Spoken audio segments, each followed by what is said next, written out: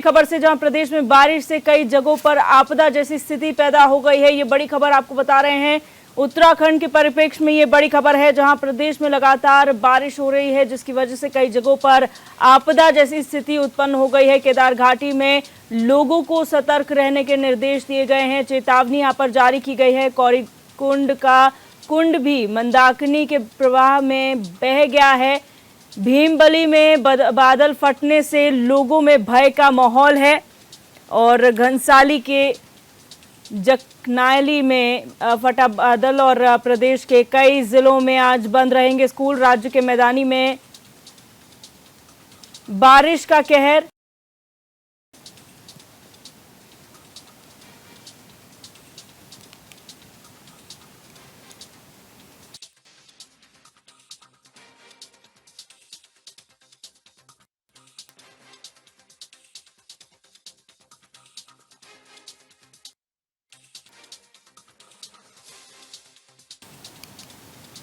तो यहां पर आपको बता दें, मुख्यमंत्री पुष्कर सिंह धामी खुद आपदा की मॉनिटरिंग कर रहे हैं और आपदा सचिव विनोद कुमार को अलर्ट रहने के निर्देश यहां पर जारी किए गए हैं। ये बड़ी खबर आपको बता रहे हैं। आज बारिश के चलते प्रदेश के कई जिलों में स्कूल जो हैं वो बंद रहेंगे।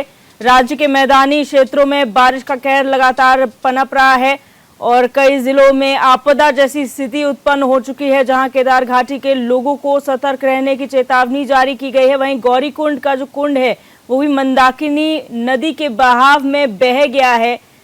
इसके अलावा घनसाली के जकनायली में भी बादल फटा है। तो ये तस्वीरें पहाड़ी क्षेत्रों से आ रही हैं, जहां पर लगातार हो रही मूसलाधार बारिश की वजह से नदी नाले उफान पर हैं और आपदा जैसी स्थिति जो है वो उत्पन्न हो गई है। दोस्तों इस वक्त प्रणाम ये क्या नाम, कितनी बारिश हो रही है आज सुमन जी? बारिश बहुत ज्यादा हो रही है सर। एक मौकापुर है,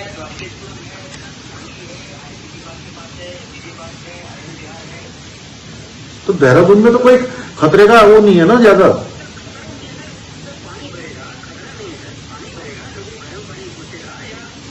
उधर रुद्रप्रयाग चमोली में सब ठीक है?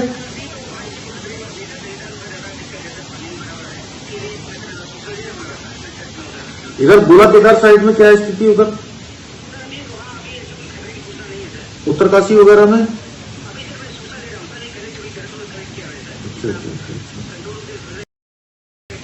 उधर नैनीताल में ज्यादा बारिश आ गई कि नदियां उफान पर हैं? अच्छा, और जागेश्वर वगैरह में बादल फटा है, मैंने सुना था।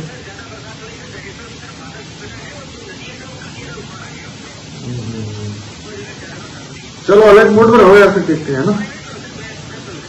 देखिए जो कहीं पर अगर एसडीआरएफ एनडीआरएफ कहीं कुछ भेजना हो तो देखिए ना। उधर ये हरिद्वार में तो कोई स्थिति खराब नहीं है?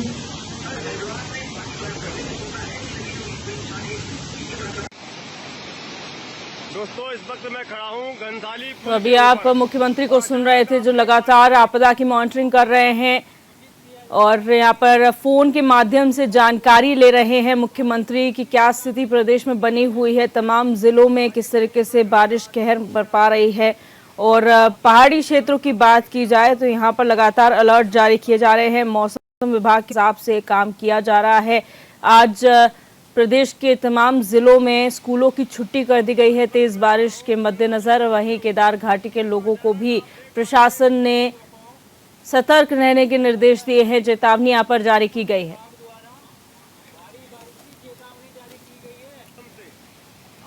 और हमारे संवाददाता हिमांशु गौड़ ज्यादा जानकारी के साथ हमारे साथ लाइव जुड़ चुके हैं। हिमांशु, जानकारी चाहेंगे पूरे प्रदेश में इस वक्त क्या स्थिति बनी हुई है बारिश की वजह से, मौसम विभाग का क्या पूर्वानुमान जारी किया गया है?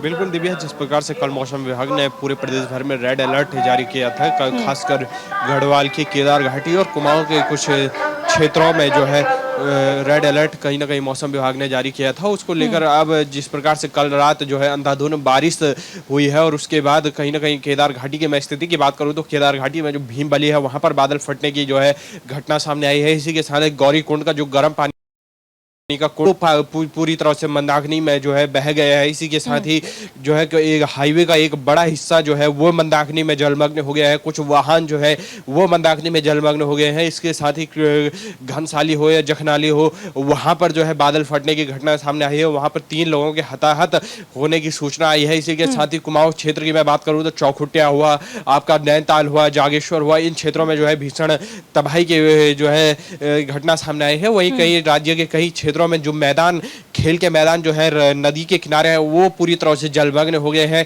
राज्य के जो नदी गाड़ गदेरे जो है वो इस समय उफान पर है। कहीं ना कहीं राज्य में जो है इस समय भीषण आपदा की स्थिति जो है वो लगातार बनी हुई है। जी, यहाँ पर खुद मुख्यमंत्री जो है वो आपदा की मॉनिटरिंग कर रहे हैं। क्या निर्देश अधिकारियों को उनकी ओर से दिए गए हैं?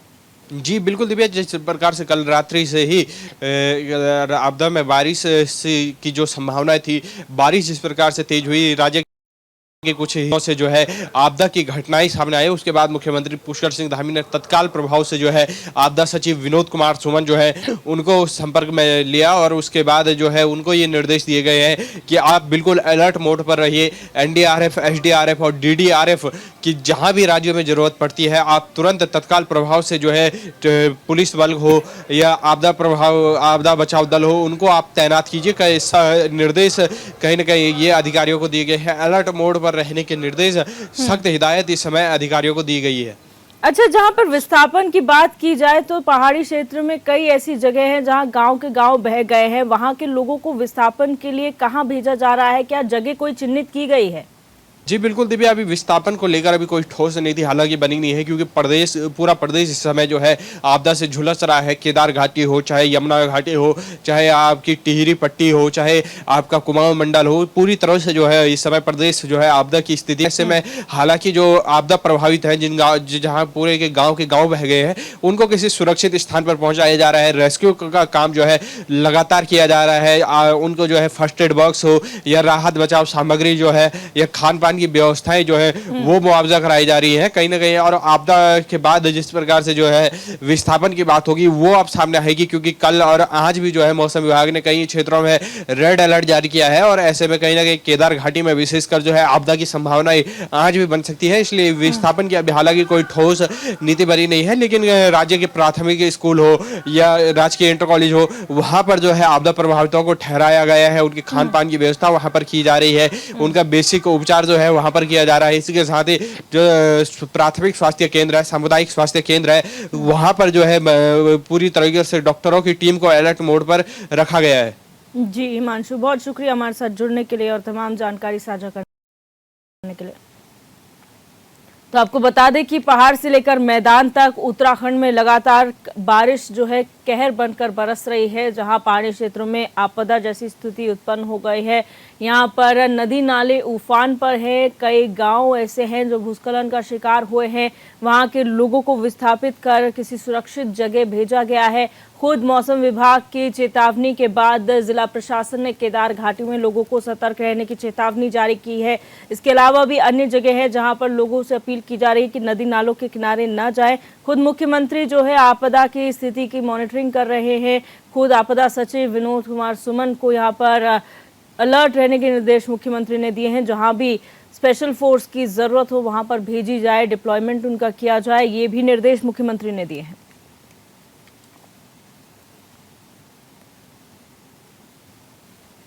और अब रुक करेंगे उत्तर प्रदेश से बड़ी खबर का, जहां ग्रेटर नोएडा में तेज बारिश से छत गिर गई। ये बड़ी खबर आपको बता रहे हैं। जिम कर रहे लोगों में भगदड़ मच गई। 2 लोग गंभीर रूप से घायल हुए हैं। अंदर फंसे लोगों को पुलिस ने बाहर निकाल लिया है। सभी घायलों का अस्पताल में इलाज चल रहा है। नॉलेज पार्क थाना क्षेत्र तुगलपुर का ये पूरा मामला है। तो ये बड़ी खबर आपको बता रहे हैं ग्रेटर नोएडा से, जहां पर भीषण बारिश की वजह से एक जिम की छत जो है भरभरा कर गिर गई। इसके नीचे कई लोग दब गए, कई लोग गंभीर रूप से घायल भी बताए जा रहे हैं। वहीं आपको बता दें कि इस पूरे घटना के बाद जिम में भगदड़ मच गई। 2 लोग गंभीर रूप से घायल हैं। अंदर फंसे सभी लोगों को पुलिस ने बाहर निकाल लिया है और जो घायल हैं उन्हें अस्पताल में भर्ती करा दिया गया है। नॉलेज पार्क थाना क्षेत्र तुगलपुर का ये मामला है, जहां पर छत जो है जिम की वो भरभरा कर गिर गई। तेज बारिश की वजह से हादसा हुआ है।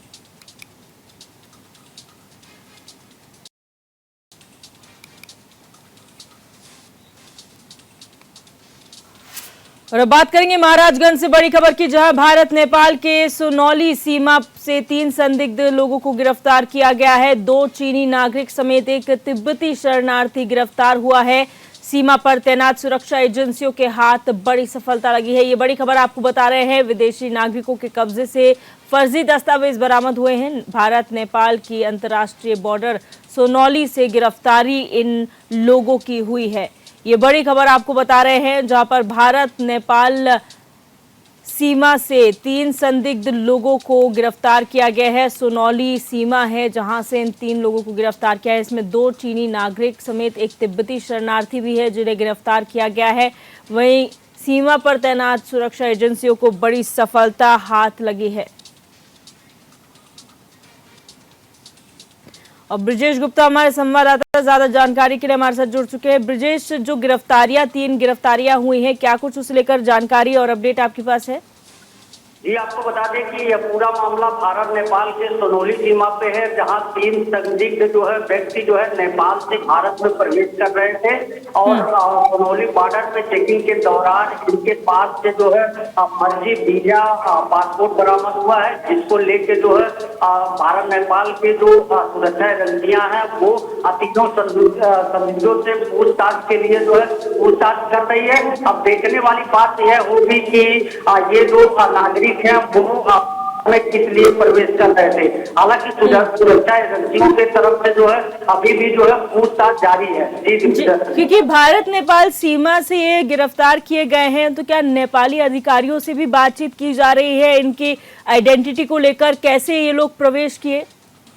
दिव्या, आपको बता दें कि ये जो है नेपाल से रह रहे थे और ये जो है आज सुबह ही जो है भारत में प्रवेश करने की कोशिश कर रहे थे।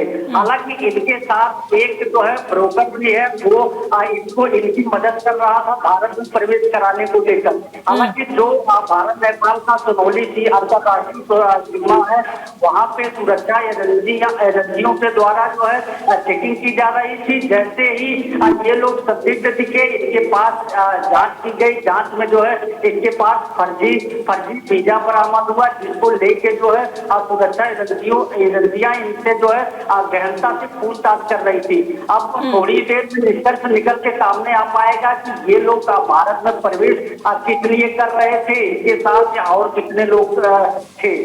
जी, बहुत शुक्रिया ब्रिजेश हमारे साथ जुड़ने के लिए और जानकारी साझा करने के लिए। और बात करेंगे अमेठी से बड़ी खबर की, जहां बरसात में संग्रामपुर सामुदायिक स्वास्थ्य केंद्र में ये बड़ी खबर अमेठी से आपको बता रहे हैं। मरीजों का आवागमन बाधित हुआ है। कीचड़ से होकर निकलने को मरीज जो है मजबूर नजर आ रहे हैं। ये बड़ी खबर अमेठी से आपको बता रहे हैं, जहां पर लगातार हो रही भारी बारिश की वजह से जलभराव की स्थिति उत्पन्न हो गई है। अमेठी के जो संग्रामपुर सामुदायिक स्वास्थ्य केंद्र है, वहां पर पानी भर गया है। तीमारदार और मरीज कीचड़ से होकर गुजरने को मजबूर है। आवाजाही भी प्रभावित हुई है।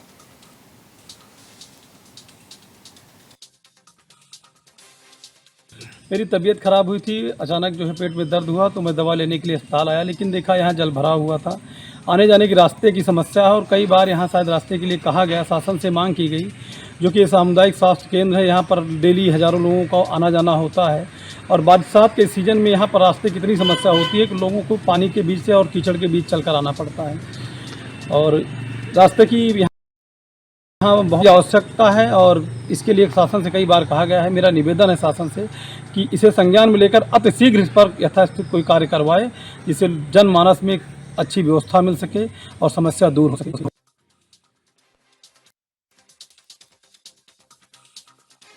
चाहेंगे जो जलभराव की स्थिति उत्पन्न हुई है वो भी सामुदायिक स्वास्थ्य केंद्र में, प्रशासन क्या कर रहा है? जी दिव्या, मैं बता दूं आपको कि जिस तरह सामुदायिक स्वास्थ्य केंद्र में जलभराव की स्थिति उत्पन्न हुई है, ऐसे में मरीजों को और उनके तीमारदारों को आने में बड़ी समस्याओं का सामना करना पड़ता है। इससे कई बार अधिकारियों और शासन से इसकी शिकायत भी की गई, मगर अभी तक किसी तरह का निस्तारण नहीं हुआ। और हल्की सी बारिश में आपने देखा होगा वीडियो में कि किस तरह जल भरा हुआ है, किस तरह लोगों को आवागमन का सामना करना पड़ रहा है। तो ऐसे में कहीं ना कहीं प्रशासन की लापरवाही के चलते मामले सामने आ रहे हैं। जो रास्ते को लेकर अगर रास्ता ही नहीं होगा तो मरीज सामुदायिक स्वास्थ्य केंद्र तक पहुंचेगा कैसे, उसके तीमारदार कैसे पहुंचेंगे। तो ऐसे में कहीं ना कहीं ये शासन प्रशासन की बड़ी लापरवाही है, जिसके चलते लोगों को समस्या का सामना करना पड़ रहा है। अच्छा, ये जो संग्रामपुर सामुदायिक स्वास्थ्य केंद्र है कृष्ण, यहाँ पर क्या पहले भी इस तरीके के मामले आ चुके हैं? और अगर आ चुके हैं तो अभी तक कोई व्यवस्था ड्रेनेज की बनाई क्यों नहीं गई है? पानी का निकासी की व्यवस्था क्यों नहीं है? जी दिव्या, मैं बता दूं कि जिस तरह अभी आपने सुना कि वहां मरीज पहुंचा था, उन्होंने बताया कि शासन से कई बार मांग कर चुकी है। तो इससे पहले भी कई बार मामले उठाए जा चुके हैं, मगर शासन द्वारा इस पर अभी तक किसी तरह की कार्रवाई नहीं की गई और ना ही आवागमन का रास्ता सही किया गया, जिसके कारण पानी हल्की सी बरसात भी हो जाती है तो वहाँ पानी का जल भराव हो जाता है और लोगों को आने जाने में समस्या होती है। मरीज नहीं आ सकते, मरीज एम्बुलेंस पहुंचने में दिक्कत होती है। तो ये शासन की लापरवाही है, जिसके चलते लोगों और मरीजों को इस तरह का सामना करना पड़ रहा है। और लगातार इसी तरह कई जगह के मामले हैं जहां पर जल भराव हो जाता है, मगर शासन इस पर किसी तरह की प्रतिक्रिया दिखाता नहीं। बिल्कुल, बहुत शुक्रिया कृष्ण हमारे साथ जुड़ने के लिए और जानकारी साझा करने के लिए। बरेली में मर्चेंट नेवी के पूर्व कर्मचारी ने अपने 4 साथियों के साथ मिलकर होलसेल व्यापारी के साथ लूट की घटना को अंजाम दिया, जिसका पुलिस ने खुलासा करते हुए मर्चेंट नेवी के पूर्व कर्मचारी और 2 छात्र समेत 5 आरोपियों को गिरफ्तार कर लिया है और उनके पास से लूटे गए स्कूटी और मोबाइल फोन भी बरामद किए गए हैं।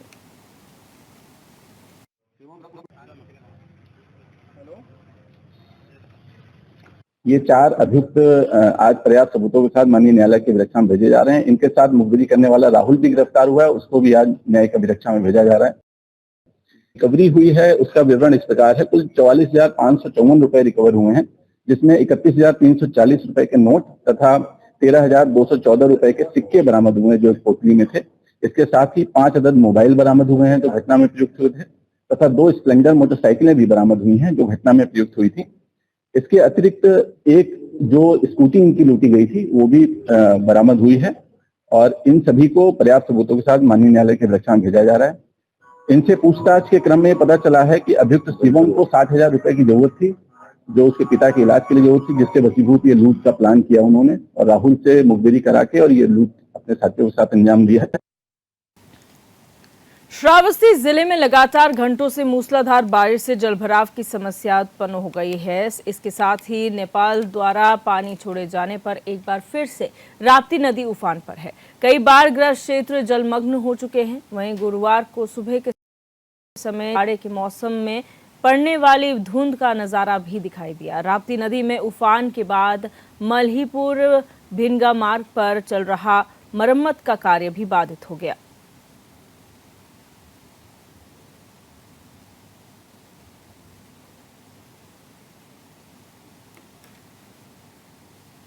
फिरोजाबाद में छोटे भाई की पत्नी के हत्यारे को मुठभेड़ में पुलिस ने गिरफ्तार कर लिया है। आपको बता दें, ये पूरा मामला फिरोजाबाद से सामने आया है, जहां छोटे भाई की पत्नी की हत्या के आरोप में फिरोजाबाद पुलिस ने ये कार्रवाई की है, जहां पर पत्नी के हत्यारे देवर से पुलिस की मुठभेड़ हुई है। जवाबी फायरिंग में आरोपी के पैर में गोली लग गई, जिसे इलाज के लिए अस्पताल में भर्ती कराया गया है। आपको बता दें कि मंगलवार देर रात गाँव कुतुकपुर जारखी में जमीनी विवाद और छोटे भाई से महज सैजल नाम की युवती के शादी किए जाने से नाराजों ने भाई की पत्नी की डंडे से पीट कर हत्या कर दी। वहीं भाई और उसका 3 साल का बेटा भी गंभीर रूप से घायल हो गए। पुलिस ने मुठभेड़ में इन्हें मौके से पकड़ा था, वहीं दूसरा भाई फरार होने में कामयाब रहा।